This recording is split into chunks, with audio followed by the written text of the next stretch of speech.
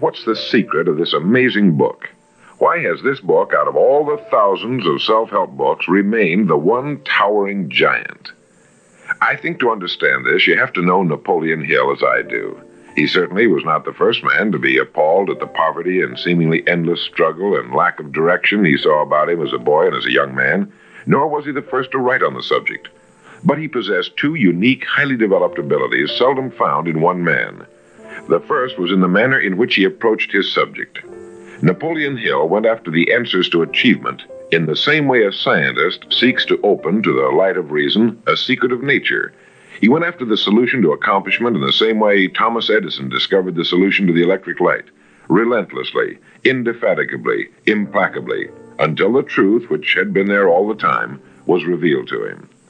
His second important ability was the knack or skill of writing about his findings in such a way that it was instantly understood intellectually, but what is perhaps even more important for this particular subject, understood emotionally as well. When the last page of Think and Grow Rich was read, the hand which put the book down on the table was a different hand. The man who then stood and walked out into the world was a changed man. The suffocating, entangling webs of self-imposed frustration and indirection had fallen away, and now the way was clear. The man was now the possessor of the unique, unseen talent for turning dreams into reality, thoughts into things. So-called fate or the idle effects of exterior circumstances were no longer in command. He who had been a passenger was now, suddenly, the captain. To begin, we have to understand the simple truth, the principle or philosophy which lies as the supporting structure of this work. Unless whatever it is you build is based on truth, you will end with the entire structure fallen and scattered about you like the armor of Homer's ancient warriors. It simply cannot stand. It cannot withstand the test of time. The reason Think and Grow Rich has withstood the test of time is because it rests on the broad, clean foundation upon which may also be found every accomplishment of man, the clear, unchallengeable fact that everything begins with an idea.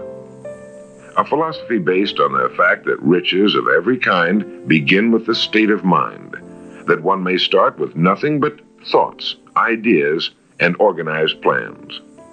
Thoughts are things, incredibly powerful things, when mixed with definiteness of purpose, persistence, and a burning desire for their translation into material objects or riches, riches being whatever it is you happen to want.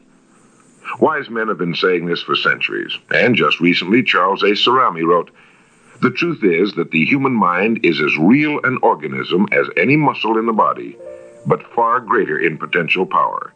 And like muscle fiber, it can be strengthened to lead on to unimagined conquests." So this, then, is the truth on which Think and Grow Rich is based. If you know what you want, and if you want it strongly enough to muster the kind of persistence that simply cannot be stopped, you will most certainly achieve it. By controlling your mind, you can control your destiny here on Earth.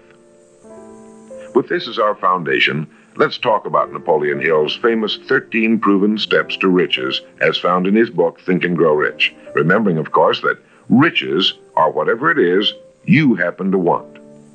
And now, Napoleon Hill's famous 13 principles.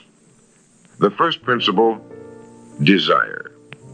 Here is the starting point for all achievement, the first step toward riches. But it's right here that we so often run into a stumbling block. A person will say, "I know what I desire, but can I get it?" We'll get into this business of doubt later, but once and for all, let's clear up this point. This point of whether or not you can accomplish that which you desire with all your heart. I think it was best expressed by Emerson, who wrote, "There is nothing capricious in nature, and the implanting of a desire indicates that its gratification is in the constitution of the creature that feels it." In other words, you would not have the desire unless you were capable of its achievement. Each of us has a built-in governor, and our desires are modified by our abilities and leanings. Whatever it is that you desire with all your heart, understand once and for all that it can and should be yours. In Think and Grow Rich, Napoleon Hill cites example after example of why your burning desire is nothing more than an accurate picture of what you will one day become. So right here, firmly establish in your mind that which you desire more than anything else. For, as Helvetius put it, by annihilating the desires, you annihilate the mind. Every man without passions has within him no principle of action, nor motive to act. A good way to determine whether or not you really have a burning desire is to examine the way you go after it. If you go after that which you think you desire tentatively, timidly, in an attempt to play it safe, you don't have a burning desire at all. You can't get to second base if you keep one foot on first. But if you're willing to burn your bridges behind you and say once and for all, this is it, this is what I will do, and I will never retreat, I'll never go back, then you have the sort of desire that can only end in success. It takes that kind of resolve to be able to keep picking yourself up after the falls you're bound to take. The only people who don't make mistakes are those who never try anything. The timid feeders in the lagoon who never venture into the broad, deep sea beyond. While these principles will work for anything you may want, a more harmonious home life, a more successful career, for our example, let's say your desire happens to be more money, to better care for your family and provide for your future years, to get your share of the prosperity that lies ahead. Napoleon Hill gives us 6 definite, practical steps to follow. 1. Fix in your mind the exact amount of money you desire. It is not sufficient merely to say, I want plenty of money. Be definite as to the amount. There's a psychological reason for definiteness, which will be described in a subsequent principle. Number 2, determine exactly what you intend to give in return for the money you desire. There's no such reality as something for nothing. 3, establish a definite date when you intend to possess the money you desire. And 4, create a definite plan for carrying out your desire and begin at once, whether you're ready or not, to put this plan into action. 5, write out a clear, concise statement of the amount of money you intend to acquire, name the time limit for its acquisition, state what you intend to give in return for the money, and describe clearly the plan through which you intend to accumulate it. 6, read your written statement aloud twice daily, once just before retiring at night and once after arising in the morning. As you read, see and feel and believe yourself already in possession of the money, or whatever your goal happens to be. It's important that you follow these instructions to the letter, for this is by far the most important of the 13 principles, and this chapter of the book ends with these words. Through some strange and powerful principle of mental chemistry, which she has never divulged, nature wraps up in the impulse of strong desire that something which recognizes no such word as impossible and accepts no such reality as failure. The second principle is faith. You never would have even thought of your main desire unless faith were tugging at your mind. And if you find it difficult at times to have faith in yourself, you can be certain that you can have faith in these principles. Napoleon Hill writes, faith is a state of mind which may be induced or created by affirmation or repeated instructions to the subconscious mind through the principle of conscious autosuggestion. Conscious autosuggestion simply means a suggestion by yourself to yourself, just as an autobiography is a biography written by the person it's about. By getting a mental image of yourself already having accomplished your main desire over and over again, you will muster the faith you need. Faith is vital to accomplishment. The Emperor Napoleon once said, all the scholastic scaffolding falls as a ruined edifice before one single word, faith. Pascal said, faith affirms many things respecting which the senses are silent, but nothing which they deny. It is superior to their testimony, but never opposed to it. Goethe said, epochs of faith are epochs of fruitfulness, but epochs of unbelief, however glittering, are barren of all permanent good. And as Schlegel put it, in actual life, every great enterprise begins with and takes its first forward step in faith. Have faith that you can accomplish that which you seek, for you would never have decided upon it unless it was meant for you to accomplish.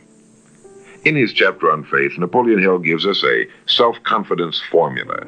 First, I know that I have the ability to achieve the object of my definite purpose in life. Therefore, I demand of myself persistent, continuous action toward its attainment, and I here and now promise to render such action.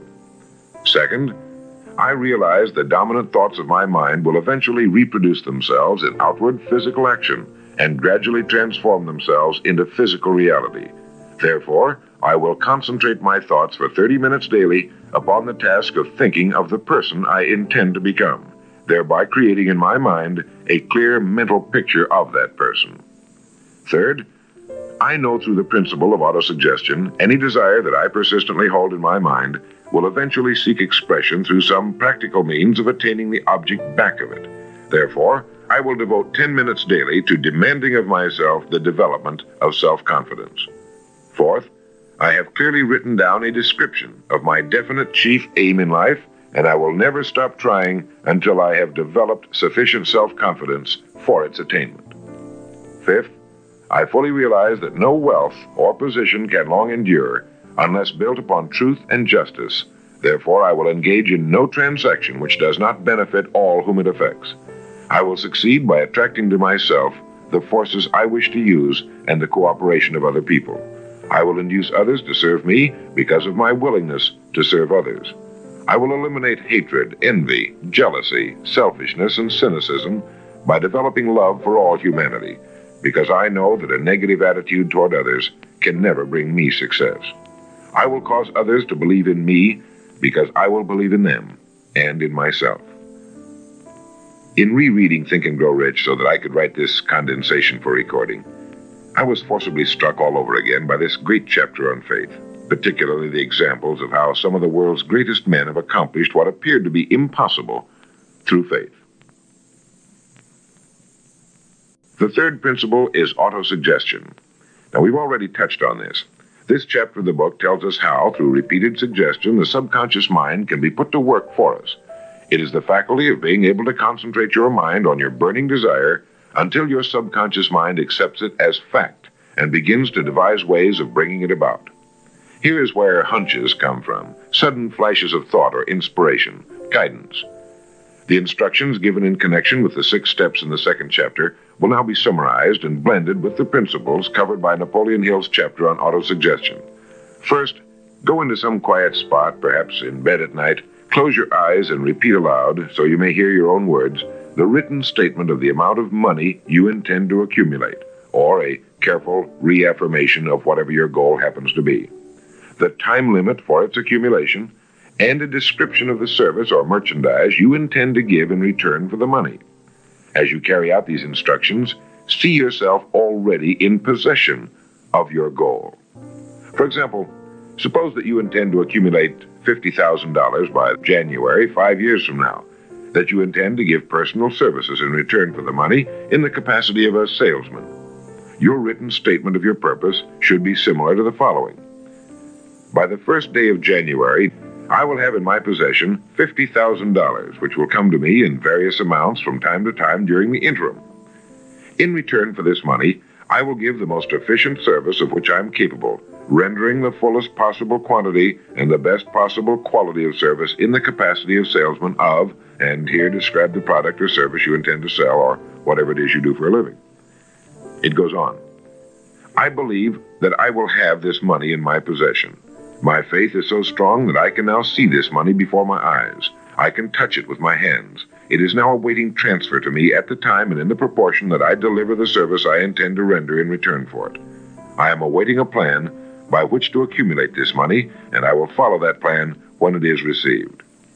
Second, repeat this program night and morning until you can see in your imagination the money you intend to accumulate. Third, place a written copy of your statement where you can see it night and morning and read it just before retiring and upon arising until it's been memorized. As you carry out these instructions, you are applying the principle of autosuggestion.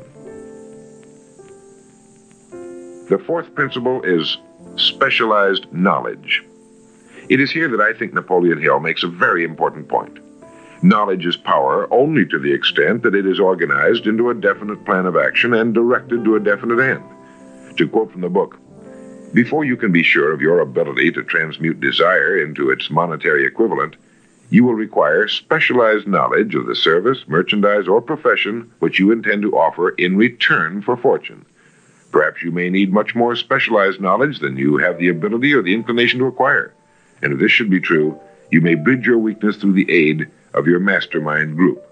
More on this later, but for now realize that you must learn all you can about your specialty. Set aside a definite time every day for learning more about what it is you do for a living.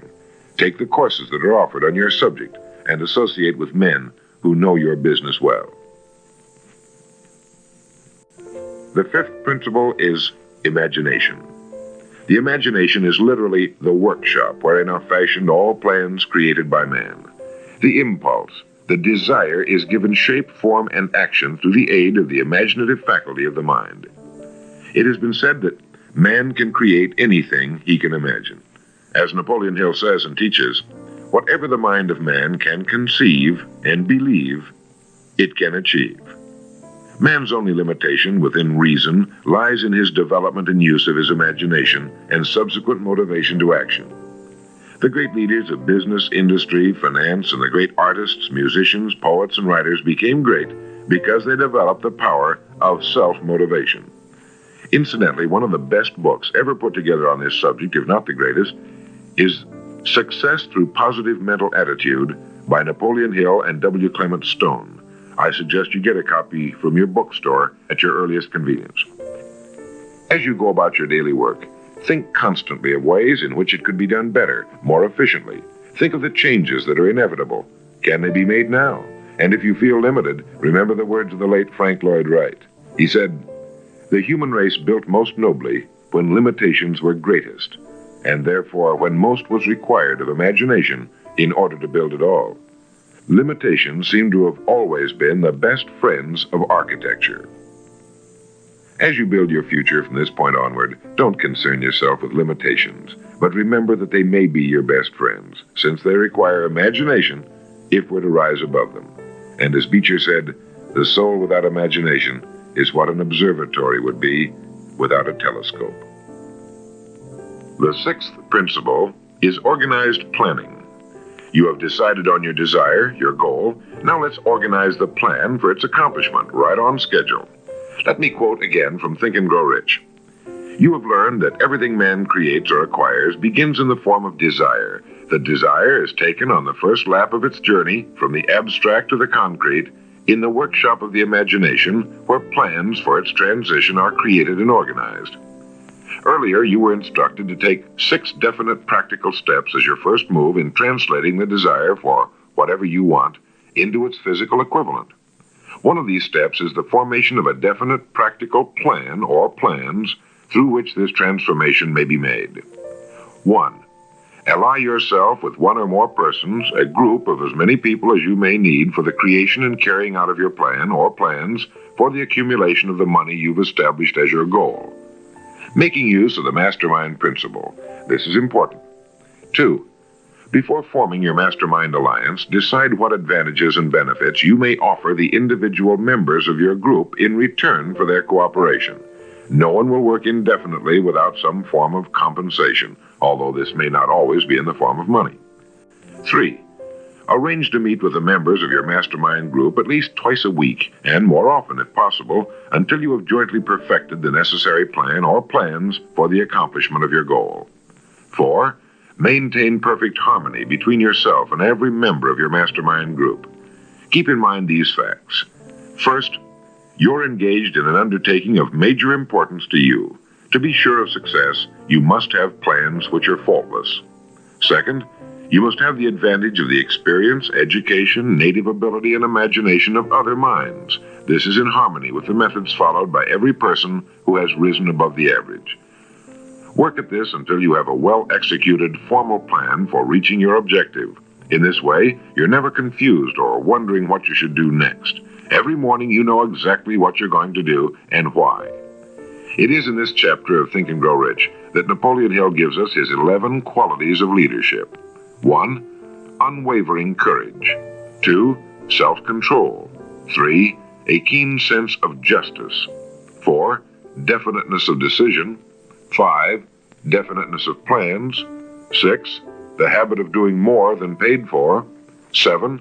A pleasing personality. 8. Sympathy and understanding. 9. Mastery of detail. 10, willingness to assume full responsibility, and 11, cooperation. The chapter on organized planning is one of the largest and most important in the book.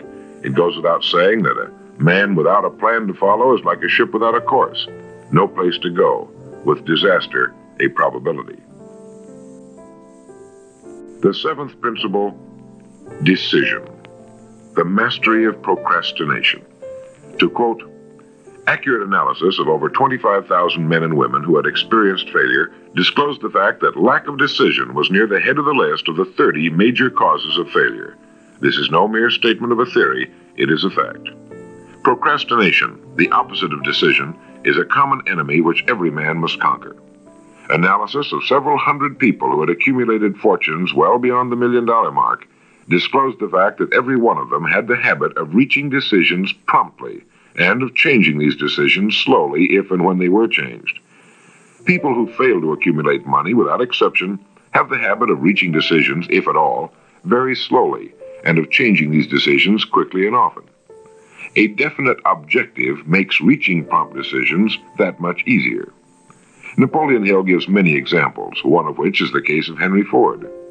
One of Henry Ford's most outstanding qualities was his habit of reaching decisions quickly and definitely and changing them slowly. This quality was so pronounced in the late Mr. Ford that it earned for him the reputation of being obstinate.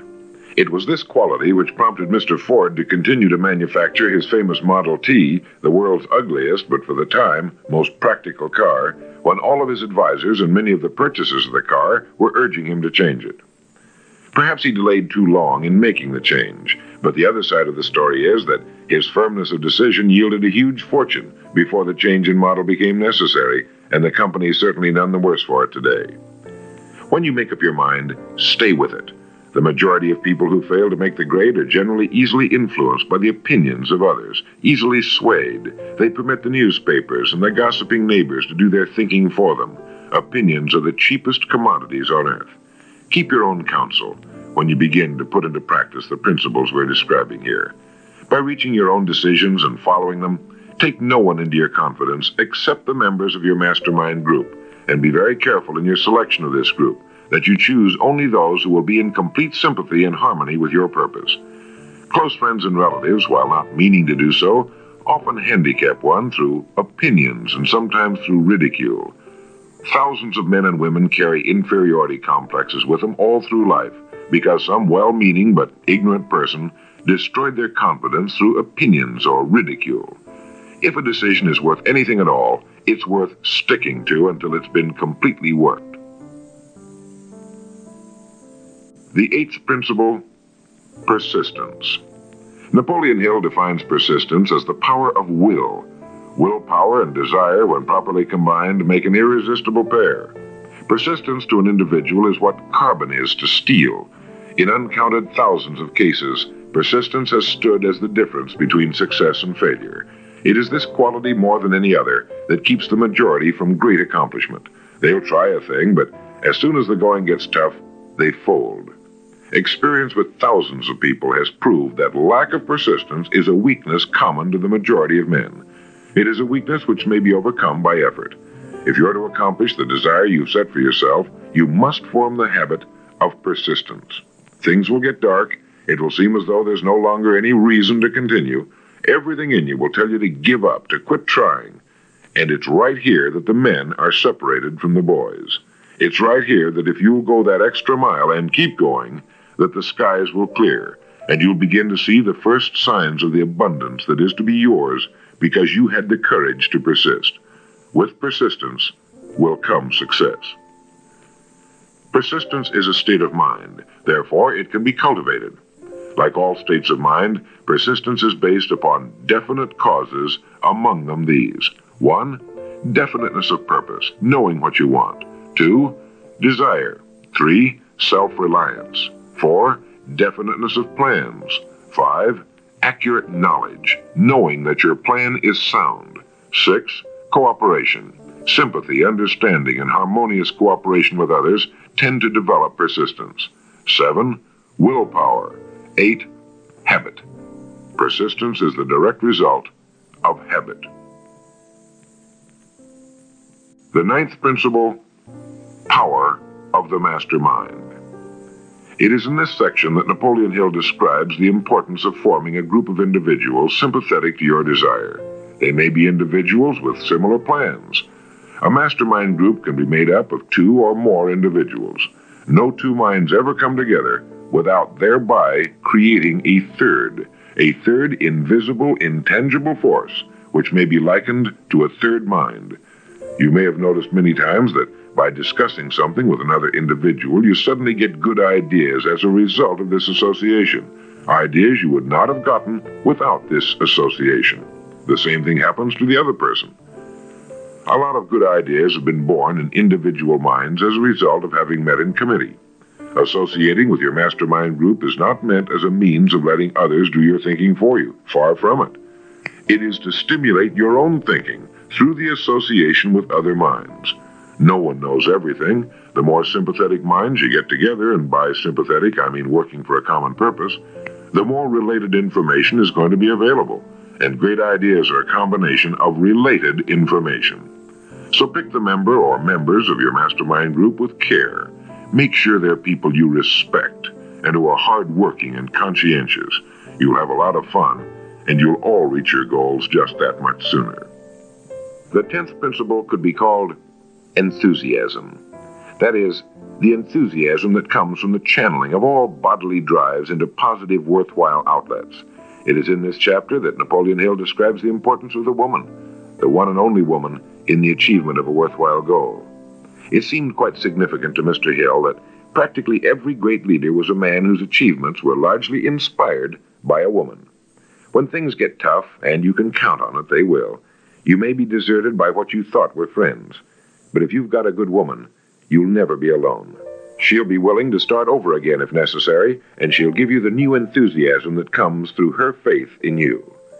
Having someone to love is having someone to share your success and accomplishments, to give you the praise that all of us need from time to time. A man can become successful without a wife and family, but all the real joy is taken out of it. Take care of your wife and children as your greatest possessions.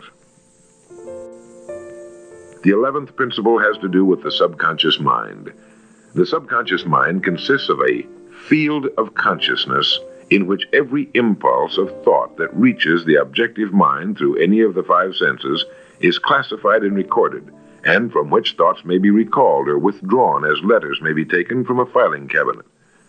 It receives and files sense impressions or thoughts, regardless of their nature. You may voluntarily plant in your subconscious mind any plan, thought, or purpose which you desire to translate into its physical or monetary equivalent. The subconscious acts first on the dominating desires which have been mixed with emotional feeling, such as faith. Your subconscious mind works night and day. Through a method of procedure unknown to man, the subconscious mind draws upon the forces of infinite intelligence for the power with which it voluntarily transmutes one's desires into their physical equivalent, making use always of the most practical media by which this end may be accomplished. You cannot entirely control your subconscious mind, but you can voluntarily hand over to it any plan, desire, or purpose which you wish transformed into concrete form. No one knows very much about what we call the subconscious or unconscious mind. We do know that it is incalculably powerful and can solve our problems if we go about using it the right way. And the best way is to hold in your conscious mind as often as possible a clear picture of yourself already having accomplished your goal. You know what you want, define it clearly, and then project it on the motion picture screen of your mind. Hold it. See yourself doing the things and having the things you'll have when your objective will have been reached. Do this as often as possible as you go about your daily work, and particularly at night, just before you go to sleep, and the first thing upon arising. As you do this, your subconscious will begin to lead you in the most logical ways toward your objective. Don't fight it. Follow your sudden hunches, the ideas that come into your mind, knowing that it's your subconscious trying to get through to your conscious mind. If you'll keep at this, you'll be amazed and delighted by the wonderful ideas that just seem to come from nowhere. In the next principle, we'll talk some more about this 6th sense that seems to control the lives of the great men and women, but it comes from a systematic triggering of the subconscious mind. The lives of the great men and women, which seem miraculous to the average person, are nothing more than the fulfillment of their burning desires through the power of their subconscious minds. Time means nothing to your subconscious. A man could work steadily at his job for 40 years and not accomplish as much as is possible in 3 or 4 years through the proper working of this principle. Your subconscious mind cannot remain idle. If you fail to plant desires in your subconscious mind, it will feed upon the thoughts which reach it as a result of your neglect. Remember that you're living daily in the midst of all manner of thought impulses which are reaching your subconscious mind without your knowledge. Some of these impulses are negative, some are positive. You are now engaged in trying to help shut off the flow of negative impulses and to aid in voluntarily influencing your subconscious mind through positive impulses of desire. When you achieve this, you will possess the key which unlocks the door to your subconscious mind. Bulwer wrote, "The man who succeeds above his fellows is the one who, early in life, clearly discerns his object, and toward that object habitually directs his powers. Even genius itself is but fine observation strengthened by fixity of purpose.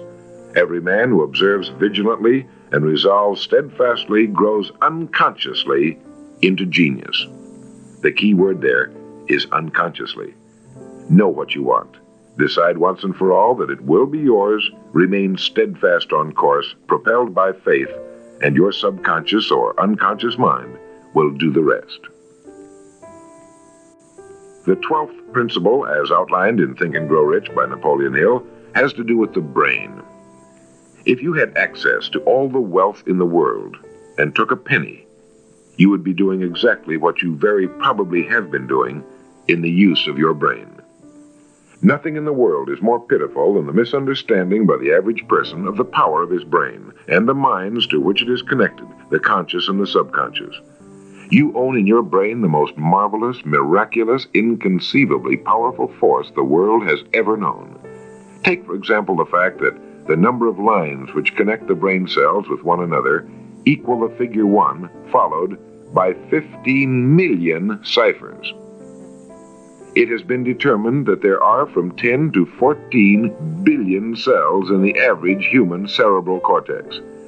It is inconceivable that such a network of intricate machinery should be in existence for the sole purpose of carrying on the physical functions incidental to growth and maintenance of the physical body. This is the mechanism that has given us the supersonic airplane, our deep rocket probes into outer space, the sciences, the arts, all that we know and use today and will use tomorrow, have hatched from this small gray mass each of us carries around. Can you doubt, even for a moment, that it can bring you and yours everything you want here on earth? Of course it can. If you will recognize your power as an individual and stop acting like those who have never even thought about it. Give it the job you've decided to accomplish and watch it handle it. The 13th and final principle is called the sixth sense. The sixth sense can be described as the sense through which infinite intelligence may and will communicate voluntarily without any effort from or demands by the individual. This principle is the apex of the philosophy. It can be assimilated, understood, and applied only by first mastering the other 12 principles. The sixth sense is that portion of the subconscious mind which has been referred to as the creative imagination. It has also been referred to as the receiving set, through which ideas, plans, and thoughts flash into the mind. The flashes are sometimes called hunches or inspirations. The sixth sense defies description. It cannot be described to a person who has not mastered the other principles of this philosophy, because such a person has no knowledge and no experience with which the sixth sense may be compared. The sixth sense is not something that one can take off and put on at will. Ability to use this great power comes slowly through application of the other principles we've outlined. Many individuals come into a workable knowledge of the sixth sense even before the age of 40, but more often the knowledge is not available until one is well past 50, and this for the reason that the spiritual forces with which the sixth sense is so closely related do not mature and become usable generally except through years of meditation, self-examination, and serious thought. But begin to develop it now by applying the principles we've talked about here. Remember this: man can create nothing which he does not first conceive in the form of an impulse of thought. Man's thought impulses begin immediately to translate themselves into their physical equivalent, whether those thoughts are voluntary or involuntary. Keep fear out of your mind by concentrating on the mental picture of your goal, your greatest desire.